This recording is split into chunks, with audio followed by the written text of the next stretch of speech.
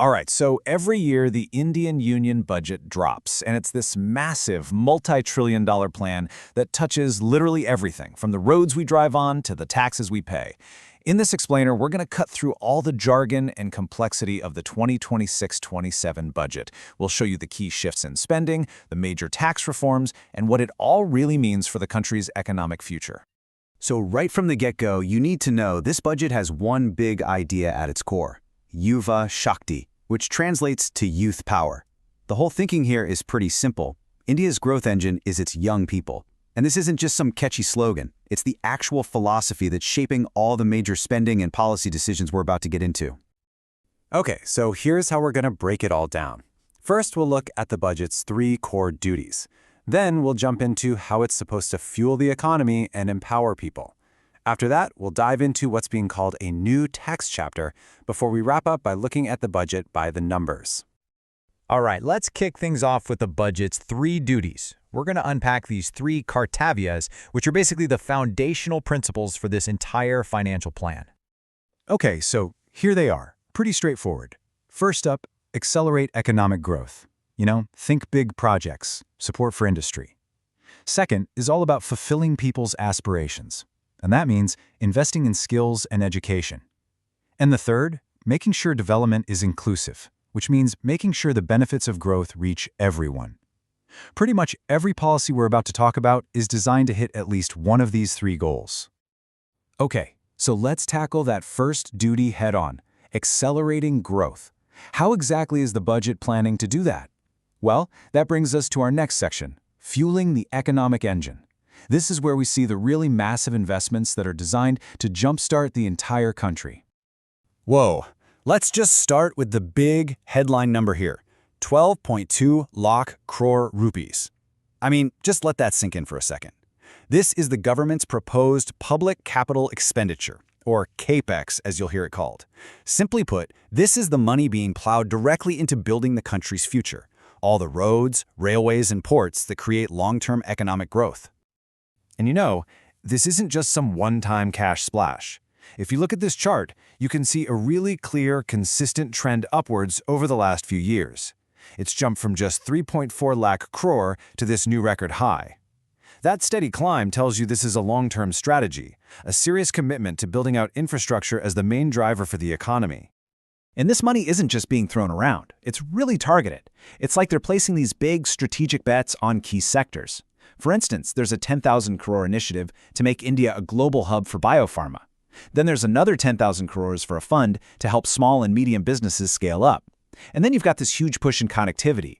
We're talking 7 new high-speed rail lines and new freight corridors that are going to totally change how people and products move across the country. Okay, but building roads and railways is only one part of the equation, right? That brings us to the second core duty: empowering people. This section is all about investing in us, our skills, our health, our education. Economists like to call it building human capital. And the approach here is pretty cool. It's really broad and definitely looking to the future. To get our creative skills up, 15,000 schools are getting labs for things like animation, visual effects, and gaming. And to get more women into STEM, every single district is going to get a dedicated girls' hostel. The Khelo India mission gets a big boost to transform sports, and there are new programs to upskill tourist guides and even set up 5 new medical hubs to attract more medical tourism. So here's the billion-dollar question, or I guess the trillion-rupee question.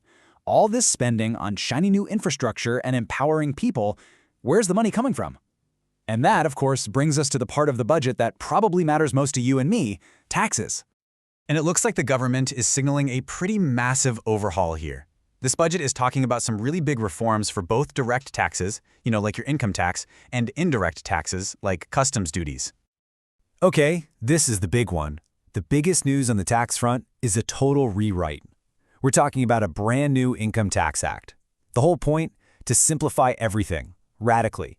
It's set to kick in around April 2026, and the goal is to make the entire system, from the complicated rules down to the forms you have to fill out, way easier for all of us to handle. Now, if you trial or send money overseas, you're going to want to pay attention to this. This is a huge relief. The rates for tax collected at source, which is basically like paying some tax in advance, are getting slashed. For tour packages, it's dropping from this confusing 5 and 20% mess to a simple, flat 2%. And for things like education or medical expenses abroad, same story. It's being cut from 5% down to just 2%. Now, what about India's huge IT sector? Well, they're getting a major boost. This safe harbor threshold is being jacked up, and I mean way up, from 300 crore rupees all the way to 2,000 crore. So what does that actually mean? Well, for a lot of big IT companies, it makes the super complex process of pricing their internal transactions way, way simpler. It's all about cutting red tape and making it easier to do business. All right, a few other key changes are in the mix here too. Customs duty on stuff you import personally, slashed in half, from 20% down to 10%. To pull in more global tech, foreign cloud providers are getting a tax holiday all the way until 2047. And the customs duty on 17 essential medicines is being waived completely. But hey, it's not all cuts. If you're a stock market trader, just a heads up, the Securities Transaction Tax, or STT, on futures is going up a tiny bit. Okay, so we've covered the big plans and the tax changes. Now let's pull the camera back and look at the whole picture. The government's finances, the big numbers. So this chart here gives you that bird's eye view. On the left, you've got receipts. That's all the money coming in, and on the right, expenditure, all the money going out. The main takeaway here is that they're expecting a jump in both, which really shows a lot of confidence in the economy's growth. Okay, now this is the number that all the economists and analysts really obsess over, the fiscal deficit. Think of it as the gap between what the government earns and what it spends. For 2026-27, they're aiming for 4.3% of GDP. But the really important part? That number is heading down. This whole process is called fiscal consolidation. It's kind of like a family getting serious about paying down its credit card debt. It's seen as a sign of responsible financial management. You know, this chart tells a really interesting story about how India is being funded. See that green line? That's direct taxes from our incomes and company profits, and it's climbing steadily as a piece of the pie. Meanwhile, the orange line for indirect taxes like GST is kind of tapering off. This paints a picture of an economy that's getting more formalized, where more and more of the government's cash is coming directly from rising incomes and profits. And you know, this quote from the finance minister really ties it all together perfectly. The goal is Viksit Bharat, a developed India. But the way to get there is this constant balancing act, right? Pushing for ambitious growth on one hand, while making sure everyone comes along for the ride on the other. It's the perfect summary of those three core duties we talked about at the very beginning. So there you have it. The roadmap is ambitious, the numbers are all laid out, but it leaves us with the biggest question of all, doesn't it?